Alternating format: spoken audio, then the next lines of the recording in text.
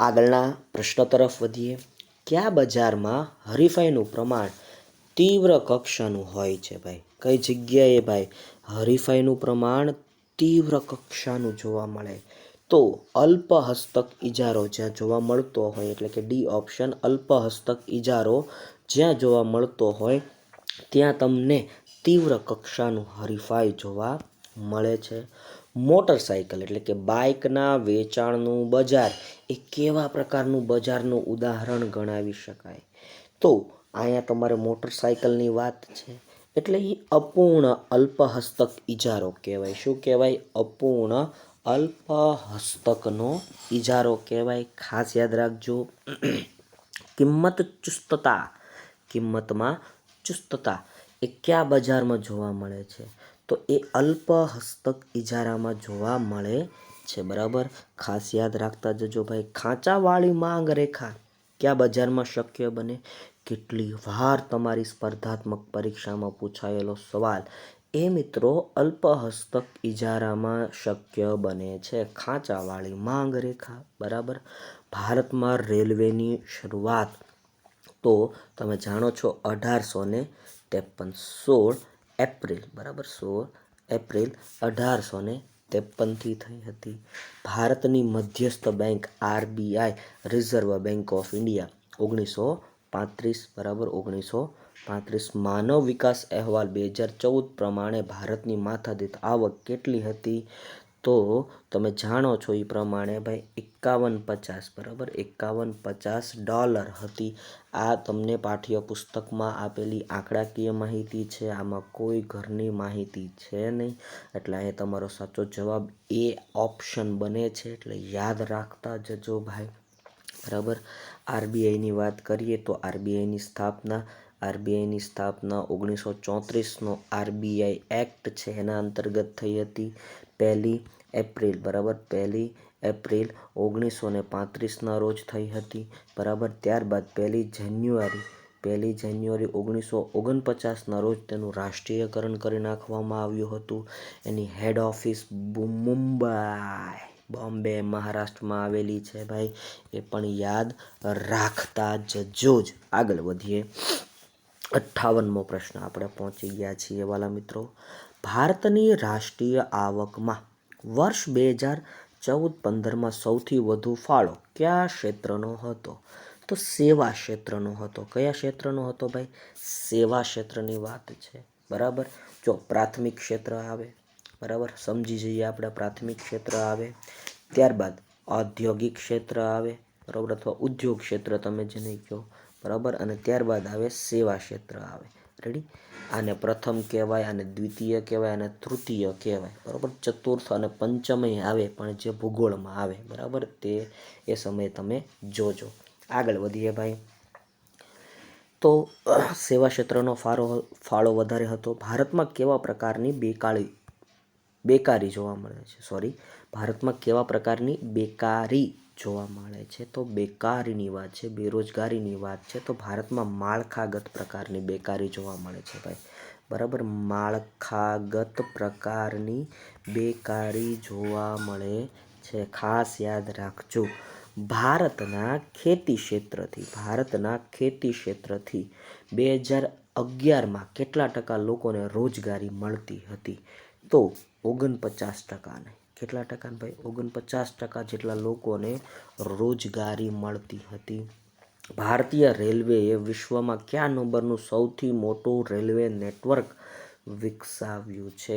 તો જો પાઠ્યપુસ્તકમાં ભાઈ 4 નંબરનું, ચોથા નંબરનું એવું કહે છે, તો આપણે એને સ્વીકારવું પડે. આ પાઠ્યપુસ્તકનો MCQ છે. બરાબર. એશિયામાં તો એશિયામાં કેટલામો ક્રમ? તમારે મને કમેન્ટ સેક્શનમાં કમેન્ટ કરીને કહેવાનું રહેશે. ઈસવીસન 2011ની વસ્તી ગણતરી મુજબ ભારતમાં કેટલા ટકા લોકો શિક્ષિત છે? એજ્યુકેટેડ પર્સન્સની વાત કરી છે ભાઈ. કેટલા ટકા શિક્ષિત લોકો છે? તો 73. બરાબર, 73% જેટલા લોકો શિક્ષિત હોવાનું માનવામાં આવે છે. ઈસવીસન 2011-12માં ભારતની કેટલા ટકા વસ્તી ગરીબ છે? તો યાદ રાખજો પાઠ્યપુસ્તક એવું કે 22% વસ્તી ગરીબ છે ભાઈ, 22% વસ્તી ગરીબીના આરે છે, આવું અહીંયા પાઠ્યપુસ્તકથી સાબિત થાય છે. આગળના પ્રશ્ન તરફ વધીએ તો હવે વાત આવે છે નીચેનામાંથી કઈ સગવડ પાયાની સુવિધા નથી. ઓપ્શન જોઈએ. શિક્ષણ પાયાની સુવિધા, વાહન વ્યવહાર પાયાની સુવિધા, આયાત નિકાસ પાયાની સુવિધામાં સમાવિષ્ટ કરી શકાય નહીં, સિંચાઈ પાયાની સુવિધા. યાદ રાખજો ભાઈ. પ્રાચીન ભારત કઈ વસ્તુના ઉત્પાદન અને નિકાસ ક્ષેત્રે અગ્રેસર હતું? તો ભાઈ પ્રાચીન ભારત છે ને એ સુતરાઉ કાપડ ભાઈ, સુતરાઉ કાપડના ઉત્પાદન અને નિકાસ આ બંને ક્ષેત્રે આગળ પડતું હતું જ, બરાબર. પ્રાચીન ભારતની મોટા ભાગની વસ્તી રોજગારી માટે શાના ઉપર આધાર રાખતી હતી? તો ભાઈ બધાને ખબર છે ખેતી ઉપર આધારિત હતી. પ્રાચીન ભારતમાં સૌથી વધારે રોજગારી આપતું કોઈ ક્ષેત્ર હોય તો એ ક્ષેત્ર એટલે ખેતી, કૃષિ, બરાબર. ખાસ યાદ રાખજો. આગળ વધીએ. ત્યાં ઇતિહાસકારના મતે 19મી સદી પહેલાં ભારત ઔદ્યોગિક પેદાશનું ઉત્પાદન કરનાર અગ્રણીય દેશ હતું. તો ભાઈ ટી રાય ચૌધરી નામના અર્થશાસ્ત્રી એવું માનતા હતા કે ઔદ્યોગિક પેદાશનું ઉત્પાદન કરનારું અગ્રણીય, બરાબર, આગળ પડતો દેશ આપણો ભારત હતો. તો આવું ટી રાય ચૌધરીના ઇતિહાસકારના પુસ્તકોમાં તમને જોવા મળે છે. કયા ઇતિહાસકારના મત પ્રાચીન ભારત વિશ્વનું સૌથી મોટું અર્થતંત્ર હતું? તો ફરીવાર એ જ જવાબ આવે ભાઈ. કોણ આવે ભાઈ? તો આમાં તમે જોઈ રહ્યા છો અંગુસ મેડિસન, બરાબર. એમના દ્વારા પણ કહેવામાં આવ્યું કે ભાઈ પ્રાચીન ભારત છે એ પણ એક વિશ્વનું સૌથી મોટું અર્થતંત્ર હતું ભાઈ, વિશ્વનું સૌથી મોટું અર્થતંત્ર હતું. ભારતમાં જાહેર બાંધકામ ખાતાની રચના, બરાબર, કયા વર્ષમાં થઈ? બરાબર, 1855માં થઈ. લોર્ડ ડેલહાઉસી દ્વારા ભાઈ આ જાહેર બાંધકામ ખાતાની રચના કરવામાં આવી. એ પણ યાદ રાખવા જેવી બાબત કહી શકાય. કોના દ્વારા? લોર્ડ ડેલહાઉસી દ્વારા. ભારતમાં ખાનગી ક્ષેત્રમાં બેંકોની શરૂઆત કયા વર્ષથી થઈ? તો આમાં 1770 સાચો જવાબ આવશે ભાઈ. 1770થી ખાનગી બેંકોની કાર્યવાહી પણ ભારતની અંદર શરૂ થઈ.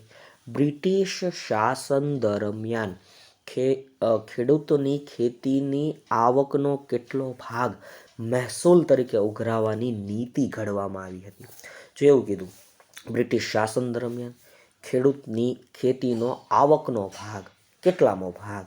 ઓપ્શન તમને આપેલા છે.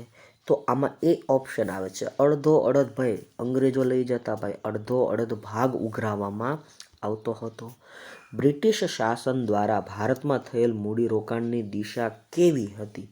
તો ભારત વિરોધી હતી ભાઈ, બરાબર. ભારત વિરોધી હતી અને અહીંયા તમે ઓપ્શન જુઓ ને તો બ્રિટન તરફી હતી, બરાબર. ભારત તરફી નહોતી, બ્રિટન વિરોધી નહોતી, વિકસિત તરફ નહોતી, પણ બ્રિટન તરફી હતી, બરાબર.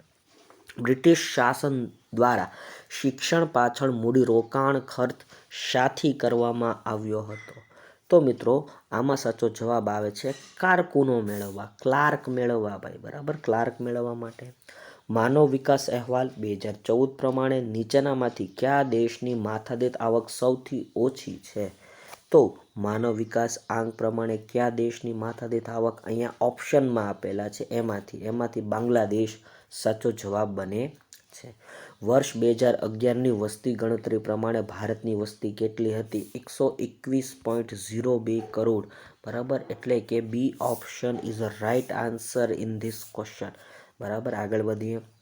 સ્વતંત્રતા પ્રાપ્તિ પછી ભારતમાં ગરીબીના પ્રમાણ કેવા ફેરફારો થયા છે? તો 76માં સાચો જવાબ આવે છે ઘટાડો થાય છે ભાઈ, બરાબર. ઘટાડો થયો છે. નીચેનામાંથી કયા દેશમાં માળખાગત બેકારી જોવા મળે છે? તો 77માં મિત્રો સાચો જવાબ આવે છે ભારતમાં, બરાબર. માળખાગત બેકારી ક્યાં જોવા મળે છે? ભારતમાં જોવા મળે છે. ભારતની ગ્રામીણ બેકારીમાં કઈ બેકારીનું પ્રમાણ વિશેષ જોવા મળે છે? તો એમાં આવે ભાઈ પ્રચ્છન્ન બેકારી, છુપી બેકારી. પ્રચ્છન્ન બેકારીનું બીજું નામ કે ને તો ભાઈ છુપી બેકારી, બરાબર, એ પણ યાદ રાખજો ભાઈ. આગળ વધીએ. માનવ વિકાસ અહેવાલની રચના કોણે કરી હતી? તો માનવ વિકાસ અહેવાલની રચના કરનાર સંયુક્ત રાષ્ટ્ર સંઘ UNDP United Nation Development Programme અંતર્ગત થઈ હતી. ભારતની આર્થિક વૃદ્ધિના માપન અંગેનું મહત્વનું માપદંડ કયું છે? તો આમાં મિત્રો ઓપ્શન આપણે ચેક કરવા જોઈએ. માથાદીઠ કાપડની વપરાશ નહીં, રહેઠાણની સગવડ નહીં, પાયાની સુવિધા નહીં, રાષ્ટ્રીય આવક સાચો જવાબ આવે છે, બરાબર. રાષ્ટ્રીય જવાબ સાચો જવાબ બને છે અહીંયા. ઈસવીસન 1990-91 પછી ભારતની માથાદીઠ આવકનો વૃદ્ધિદર ઝડપી બનવાનું કારણ કયું છે? તો ઓપ્શનમાં તમને આપેલા છે ભાઈ આર્થિક સુધારા. 1991માં જે આર્થિક સુધારા થયા એના કારણે ભારતની જે માથાદીઠ આવકમાં વૃદ્ધિનો દર છે એ ઝડપથી વધવા લાગ્યો. વર્તમાન સમયમાં ભારતની રાષ્ટ્રીય આવકમાં સૌથી શ્રેષ્ઠ ફાળો આપનાર ક્ષેત્ર કયું છે? તો એમાં મિત્રો જવાબ આવે છે ભાઈ, વર્તમાન સમયની વાત છે એટલે સેવા સાચો જવાબ બને છે, બરાબર. સેવા અહીં સાચો જવાબ બની રહ્યો છે. સ્વતંત્રતા પછી ભારતની રાષ્ટ્રીય આવક અને રોજગારમાં કયા ક્ષેત્રનો ફાળો સતત ઘટતો જાય છે? તો ભાઈ ખેતીનો ફાળો ઘટતો જાય છે. ખેતી ક્ષેત્રનો ફાળો ઘટતો જાય છે. દેશની આર્થિક વૃદ્ધિનો દર કોના ઉપર નભે છે? તો દેશની આર્થિક વૃદ્ધિનો દર પાયાની સુવિધાઓ ઉપર નભે છે ભાઈ. શેના ઉપર નભે? પાયાની સુવિધાઓ ઉપર નભે છે. ભારતમાં આર્થિક સુધારા કયા વર્ષમાં અમલમાં આવ્યા? તો 1991, બરાબર, 1991માં અમલમાં આવ્યા. ભારતમાં ફેમા નો કાયદો કયા વર્ષે આવ્યો? તો ઈસવીસન 1999માં. ફોરેન એક્સચેન્જ મેનેજમેન્ટ એક્ટ, એની પહેલાં શું હતું? તો ફેરા હતું. ફોરેન એક્સચેન્જ રેગ્યુલેશન એક્ટ હતું, બરાબર. નીચેનામાંથી કયા ઉદ્યોગ ક્ષેત્ર માટે હવે અનામત છે? તો ઉદ્યોગ ક્ષેત્ર માટે અનામત છે શું? રેલવે અનામત છે ભાઈ. રેલવેમાં બીજું કોઈ તમને જોવા મળશે નહીં. આયાત થતી વસ્તુઓ જેવી વસ્તુઓનું ઉત્પાદન દેશમાં જ કરવામાં આવે એને શું કહેવાય? એને આયાત અવેજીકરણ કહેવાય. શું કહેવાય ભાઈ? એને આયાત અવેજીકરણ કહેવામાં આવે. ત્યારબાદ વિદેશી કંપનીઓ દ્વારા દેશમાં કરવામાં આવતું મૂડીરોકાણને શું કહેવાય? તો એને એફડીઆઈ કહેવાય. શું કહેવાય? એફડીઆઈ કહેવાય, ફોરેન ડાયરેક્ટ ઇન્વેસ્ટમેન્ટ. આર્થિક ક્ષેત્રે ભારતમાં કેવા અર્થતંત્રવાળી અર્થવ્યવસ્થા સ્વીકારી છે? તો ભાઈ મિશ્ર અર્થતંત્ર વ્યવસ્થા જોવા મળે ભાઈ. કેવી વ્યવસ્થા જોવા મળે છે? મિશ્ર અર્થતંત્રવાળી વ્યવસ્થા તમને જોવા મળે છે, ખાસ યાદ રાખજો ભાઈ.